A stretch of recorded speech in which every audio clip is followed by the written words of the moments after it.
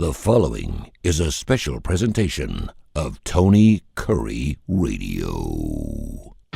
Keep your mission on your mind and your mind on your mission.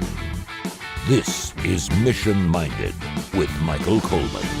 Along with my good friend Michael Coleman, he's the CEO of the Heart of Alabama Food Bank. We do a show called Mission Minded. Keep in mind your mission on your mind. Make sure you look up Mission Minded. There are a couple of other Mission Minded, I think, podcasts out there. Make sure you put Michael Coleman or HAFB, hashtag that on there, and it'll come right up for you here on the Tony Curry Radio Network and, of course, our podcast network. You and I usually have an idea where we want to kind of go, and I kind of usually pull up the word business and just go look under some news and see some things. And I've seen a couple of interesting things that kind of piqued my interest today that I kind of wanted to throw your way and see what your thoughts were. First of all, applications are surging. Small Business Administration reports significant growth in loan approvals. Evidently, loan approvals, not loan applications, but loan approvals up 74%. Over Joe Biden's first 90 days of his administration as opposed to Donald Trump's administration. Donald, of course, all about small businesses. About 98% of American manufacturers are deemed small businesses and collectively employ 4.8 million U.S. workers. And because of that, the 7A business loan, which offers entrepreneurs the opportunity to buy real estate, purchase machinery, and obtain furniture, supplies, guarantees up to 85% of 7A loans of $150,000 or less, or up to 75% of loans above $150,000, which I was not aware of. I got an SBA loan during COVID for $7,500 just because I had a couple of employees. I was not aware that I could go get a bigger loan under that.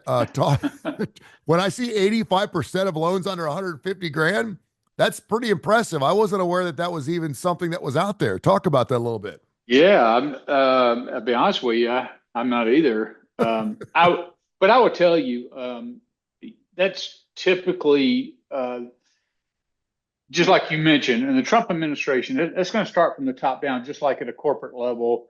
It's going to be the priorities of the leader. So when a president comes in that's pro-business, then that's going to permeate down through the people that he puts in his cabinet levels and ultimately the person over Small Business Administration.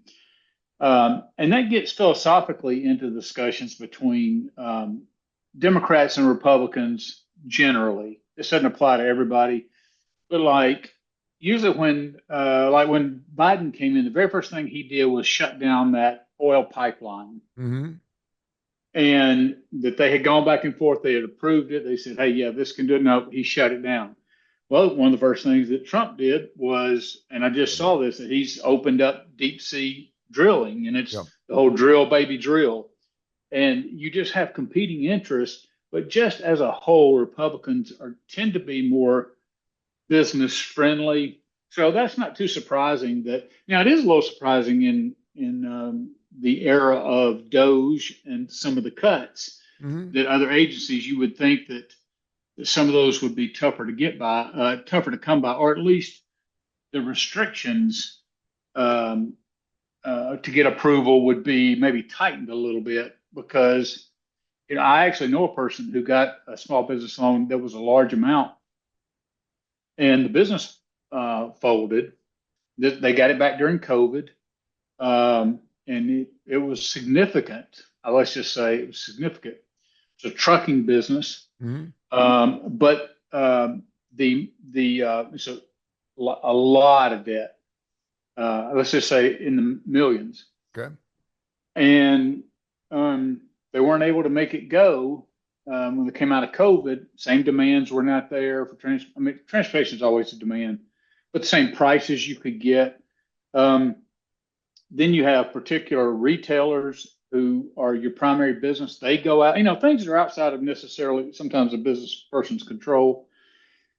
And now the Small Business Administration has just bought themselves a trucking company because those assets go back to there. Yeah. So there's a lot of risk, but as a whole, I like what government to me is supposed to be doing in that case is really encouraging people to go into areas that are filling voids that normal businesses are not. Either it's too risky. Like if you have, for instance, let's take a trucking company. If We need to strengthen the trucking industry, for instance. I've got no problem with the Small Business Administration taking a chance, a calculated risk on somebody starting a new business. No, it's not going to always work out. And yeah, we're going to lose some dollars there. But sometimes when you're talking about a startup, you're going to need the strength of government dollars and support to kind of get them going, not just to fulfill the entrepreneur's dreams, but they're fulfilling a need in society, a gap in society that without them coming along and giving them a boost, it may not be there. Now, some people may look back at that and go, oh, well, I see you're favoring some over the others. Mm-hmm. Like, you're not going to give it to me. I want to start a record label, for instance, and you're not Yeah. going to give me versus that. So, but that all has to do with the people who make the decisions, and that's going to change from administration to administration because the priorities of the individual serving in the office, it's like, okay, the country elected this person. I get half the country. I mean, we're split down the middle. But right now, they elected Trump. So Trump's priorities and what he wants to fund in business, I'm sure has been filtered down. The small business administrator who's over at the SBA, I'm sure is putting that down staff. This is what we're going to prioritize. This is what we're not. And evidently, the evidence is, at least so far, that they're all about let's get some business going. If you're starting a business, a small business, why wouldn't you apply for a loan even if you don't need it? I mean, it's going to be a very low interest rate. It's going to be over the course of your life. You could probably pay it back over 30, 40 years.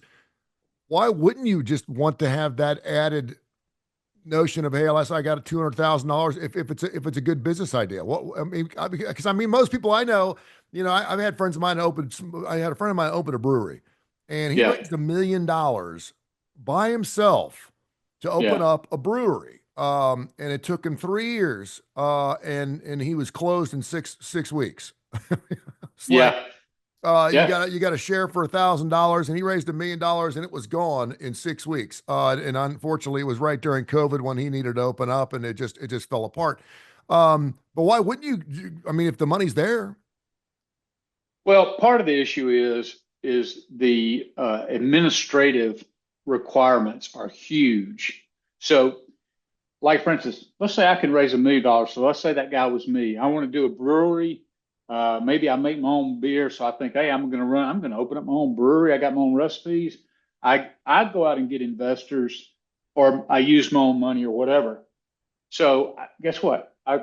I'm in charge of this thing. I can turn left when I want to. I can turn right when I want to. You say, well, I tell you what, let me try to protect my investment by getting some backing. It's like a VA loan. They don't cover the whole cost of a house, but they're gonna cover a lot of it. So a bank tends to be more open to a VA loan. But with an SBA loan, you have to present a business plan to them. Yeah. You have to talk about all your finances. You have to turn over all your investors. They look through it with a fine tooth comb. Because I had looked at the same thing, even though I had a small boutique, and I was like, well, let me look at the finance and the amount of work. It was like, it's not worth it. And then the reporting oversight that they have, which we want accountability, but it's typical government. It's overkill. It's burdensome. And so a lot of people go, because then they actually can make decisions for you, that they can look at your plan and say, no, there's huge gaps here. Like, for instance, if that person you just referenced, if they had to go to the SBA, it's very likely that they would have said, hey, let me see your business plan. And they could have poked holes. They could have seen the closure coming. Yeah. But when you just go into it, so many people have this idea of, okay, I have this. So let's say I have a recipe and I make beer at home, and people say, man, this is great. You guys open up your own brewery. So you fall in love with that idea when you don't know squat about running a business or the bigger picture, like logistics and distribution and startup cost and all of that. If you go to a good way to look at this is, I just saw, matter of fact, I was reading this yesterday, and I was a little disappointed by this. the average McDonald's franchisee makes between $75,000 and $150,000 a year profit. I would have thought it would have been. I would have thought it'd been much higher. Wow. But when you go into, and that's probably because That's per store, correct? that's per store. So Labor that's why, cost, yeah, that's why you have some people that own 3 or 4 franchises, I guess. that's right. Yeah, the more you get, the more. But of course, you get all the headaches along with that, labor and everything else, and labor costs continue, inflation continues. So I'm sure that's shrinking some of that. But part of it is when you go into not just McDonald's or any franchise, they will tell you, okay, your profit may be this, but you have to have $400,000 or 500. I think McDonald's is like $1.5 million of liquid asset assets. Yeah. So you can't say, oh, well, I've got it. They're all tied up in this investment over here. No. You've got to show it that you can pull out $1.4 million of cash at any time just to start the franchise. And it's because they know that when you're lots of times you get a build, you have to build a building from scratch, or you have to renovate a building, or you're going to have to replace all the stoves. And so before you can ever make it successful, you're going to have to invest a lot of capital. And you can't get into a business if you're like, okay, here's my franchise fee. Now I've got $5,000 left. No, you've got to, before you get any money, you're going to be paying, making payroll, all the other kind of stuff. So that's exactly what the SBA does, is they make it harder. But in this case, I think it's wise, because lots of times when they deny them and somebody goes, oh, I can't do it, I couldn't get an SBA loan, it's really saving them from future hardships and collapse, because lots of times the SBO goes, we can look at your business plan and it's got huge gaps. We can already tell you, you may have the best work ethic in the world. You may have the best beer recipe in the world, but until you answer these questions, we can't support it because it is doomed to failure. Yeah. He's Michael Coleman, CEO of the Heart of Alabama Food Bank. We also do a show called Bite by Bite, which airs right after this on the podcast network of Tony Curry radio stations. And that's specific to the Heart of Alabama Food Bank. So we'll get to that next. This is Mission Minded. Where, as a business owner, I don't feel particularly good about the direction of this country. I guess I'm a little surprised because I thought Donald Trump was going to be that guy who was going to do whatever it took to make as many millionaires and billionaires as he possibly could do, was going to cut all this red tape and just let people it's going to be the Wild West of ownership. And we're seeing that, at least when it comes to loan applications being approved through the SBA. Now it appears that he's doing something that sounds like something we should have done 30 years ago, and that is starting to correct our trade deficits through tariffs. And while it may be something that bodes well for us in 10 or 15 years, it's not something you're going to flip in one administration. And so people are freaking out.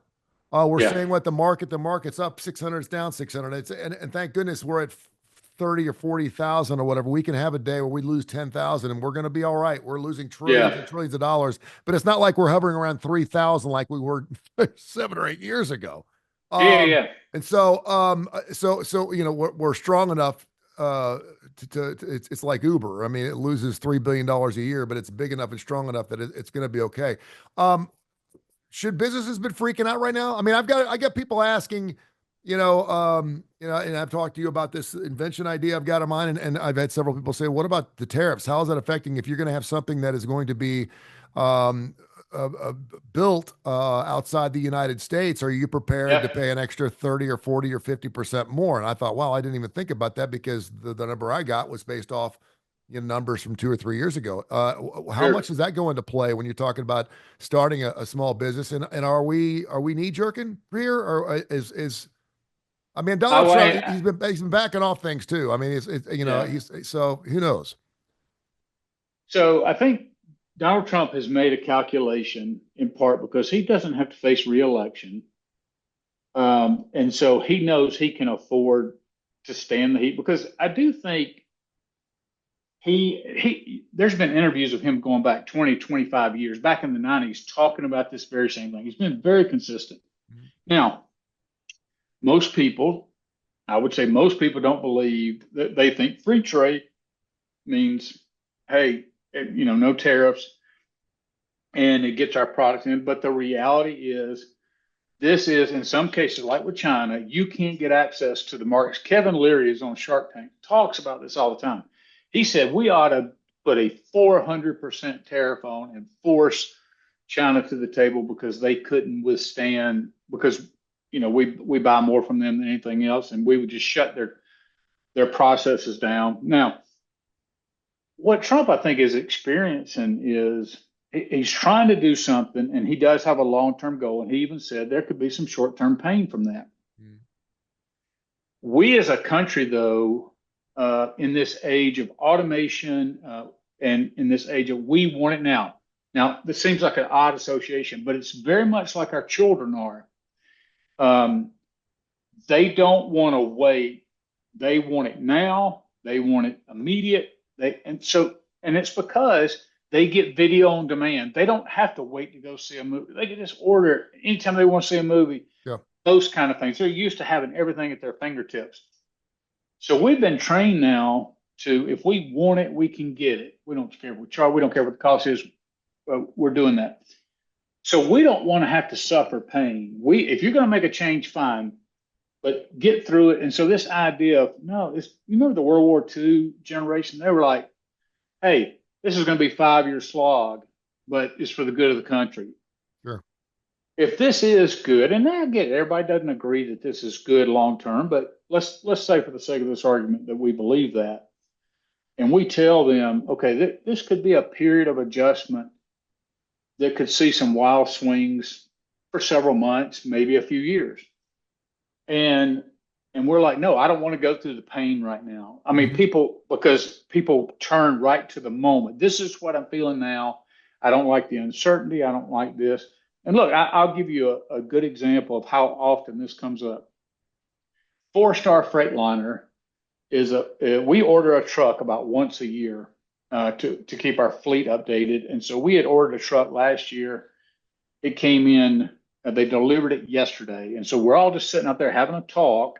We're talking about the maintenance. We're talking about parts and all that. And they, as a company, are talking to other companies that would normally do things along their fleet. Uh-huh. And everything's about the tariffs. And so they're like, well, we don't know whether to upgrade. We're waiting for this the dust to kind of settle because we need to buy some new trucks. Okay, do we just make this truck last another year? Or do we don't want to?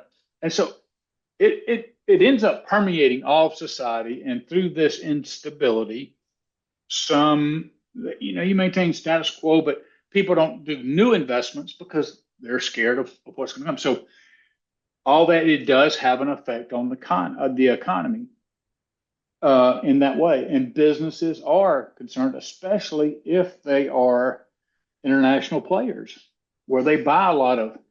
I'm less concerned I know that like Shein is like the new Amazon. Temu, yeah. Temu, yeah. I'm less concerned about, from a consumer standpoint, that consumers are going to be, because most of that they buy are just choices. Mm-hmm. People go look for a dress or look for earrings and they go, oh, you can get 5 of these on Shein for what one cost over here. Sure. So they get, well, let's say that goes up. I'm less concerned about that because that's just about choices and preferences and all that kind of stuff. But when you get into big business making huge decisions, then that's where it can really hurt us. Think also, though, of all the companies who have said they're coming over here, they're bringing all their manufacturing to the States. So, but you're right, that's going to take years. They come in, they find a location, they build it, you get, people jobs. That's where we, as from a national security perspective, we want to be able to grow all our own food, make all of our own products. And that's a little bit unrealistic. We're not going to be able to make everything. But I just said all that to say the instability, when they see the markets fluctuate, we just can't help but panic. But just look at the last couple. So, yeah, we had a couple of big days and crash. And I looked at the news, and I tried to look at it just as objectively as possible. every day, it's the sky's falling, sky's falling, sky's falling. It becomes a self-fulfilling prophecy. Well, then now there's been, and I don't know what it's doing today, but the past 3 days, it's been three huge jumps. Yeah. And people say, well, why is that? Because it's all about how Trump is playing this. And I think one of the biggest assets Trump has right now is the Treasury Secretary, Bassett, I think. Because what he's doing is he was allowing Trump the wild fluctuations, and the market was going up. But and I'm not a financial person, but behind the scenes there were some other signs. Like I heard them talking about bond yields, and I don't understand all that, but there were some. It was showing that it was more than just the fluctuation in the stock market. It was really having a serious impact. Mm-hmm. And then Trump comes out and goes, "Well, maybe we'll lower the tariffs," and all of a sudden that heals itself. So I'm not worried about the market tanking in any one moment, because the history of the market is it's going to come back at some point, but so don't panic about the market. But I think he is talking to Trump, and in the last 3 days we've seen growth back because Trump has led them to believe that, we're going to have a deal done. Look, I'm going to drop the tariff some, but and the word coming out is going to be 50% to 65%, something like that. But it does create all sorts of instability. It puts money on the sidelines rather than in the economy, so people may delay a new truck purchase or expansion of business on and on. So it has that effect. But the bottom line is the underlying things. When you look at the profits, even though when we were going through this, the stock market was fine because the profits are still strong. Mm-hmm. So the underlying current is that the economy is very strong, and Trump's trying to accomplish something over here. The problem is he's got a bunch of people who don't want to experience any pain. They don't want to go through it. They don't look at. And again, I'm saying that as I get it. I'm not a farmer who exports my crop, and I'm looking immediately to feed my family. But I am somebody who's running a nonprofit who's experienced millions of dollars in cuts, mm-hmm. and I'm trying to still be optimistic. Again, not to be pro-Trump, but optimistic about America. And hey, hopefully, this is in our best interest to get to become more fiscally responsible, to set the trading where it's more fair to get access to markets, and put some. I'm not an isolationist at all, but put a little America first on some things, so structurally we'll have strength going forward. Yeah, I do think, and I heard this a couple times yesterday. It's okay to make America great again and make America number one. Just don't be alone while you do it. Yeah. Which I I've heard that several times. That's fine. You make us number one.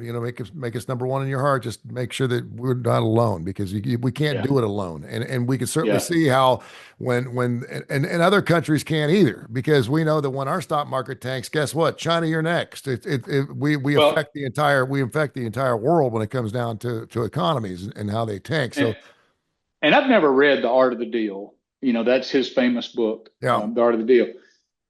But Trump, and another thing that makes us shaky when we hear Trump is dealing with these people like he's always dealt in business, as a Manhattan real estate broker. Mm-hmm.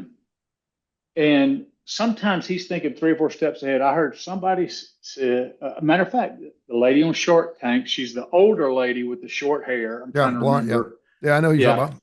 She says she went 30 years ago on a real estate deal, because she's a big real estate person, with Donald Trump in the room, and some foreign investors came over and it was about selling a hotel.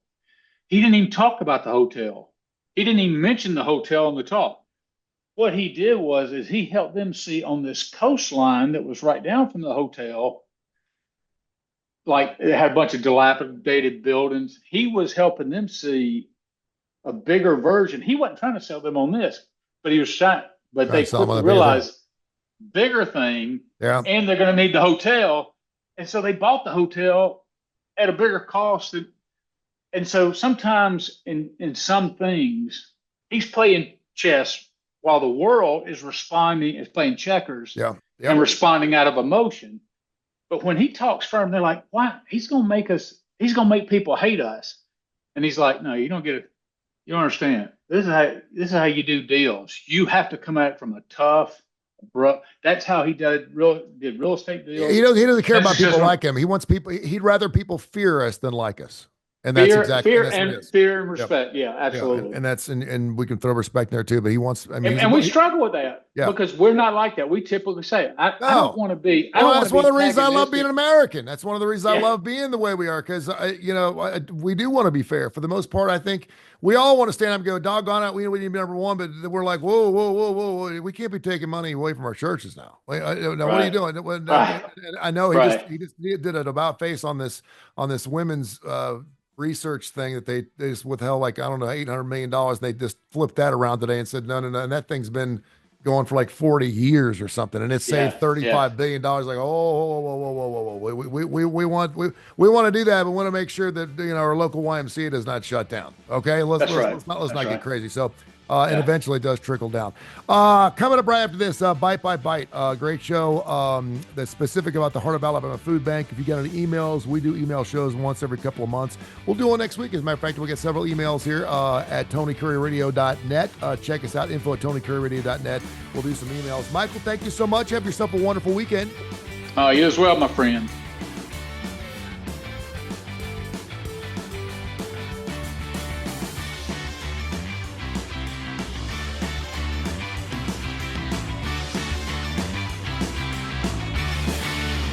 This has been a special presentation of Tony Curry Radio.